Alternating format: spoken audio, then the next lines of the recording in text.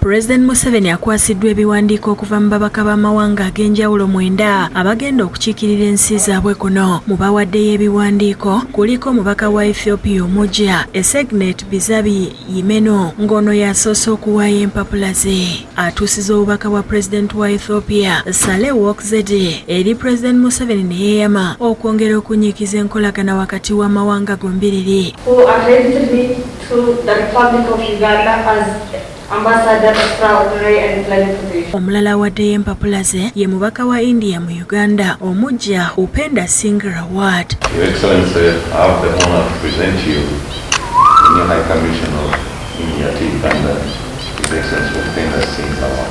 Your Excellency. Singh nga yabadde omubaka wa Buyindi e Panama agumiza Pulezidenti Museveni ku nkolagana. Pulezidenti era akwasiddwa ebiwandiiko by'omubaka Hugs Chantry okuva e Belgium.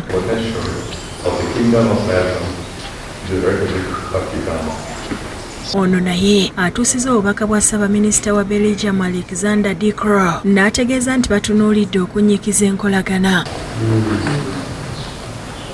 Omulala awaddeyo empapula ze ye mubaka wa Namibia ng'atuula Tanzania Lebias Tangeni Tobias. President of the Republic of Namibia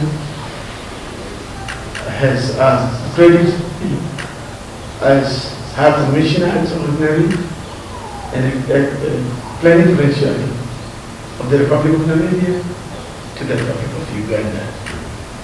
Tangeni ng'atula Dar es Salaam yawerekeddwako omubaka wa Namibia mu Uganda omujja Godfrey Kirumira ne mukyala we Grace Namara Kirumira. Omubaka wa Malawi mu Uganda Kalista Jenny Mutharika naye awaddeyo empapula ze n'atuusa obubaka bwa Pulezidenti w'e Malawi Lazarus Chakwera. I have the honor to present to Your Excellency letters of recall of my predecessor and by which Dr. Lazarus Chakwera, President of the Republic of Malawi, has accredited me to the High Commission of Malawi to Uganda. Abalala bawaddeyo empapula zaabwe ye mubaka wa Philippines omujja Marie Charlotte Tang. President as well as the Secretary of my government representative. Owa Mozambique Geronimo Rosa Chivavi. It's an honor to present a letter of recall from my predecessor. Silvio Jozo wa Brazil ne Christopher Thornley owa Canada nabo bawaddeyo empapula. I have the honor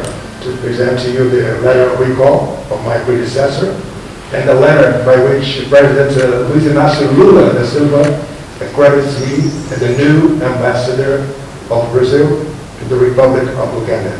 Your Excellency, I have the letter to present to you, the honor, the letters of recall of my predecessor, as well as those from the Right Honourable Mary Simon, Governor General of Canada, appointing me the next High Commissioner for Canada to the Republic of Uganda. Pulezidenti abaaniriza era ne yeeyama okunyiikiza enkolagana ennungi n'amawanga gano. We still need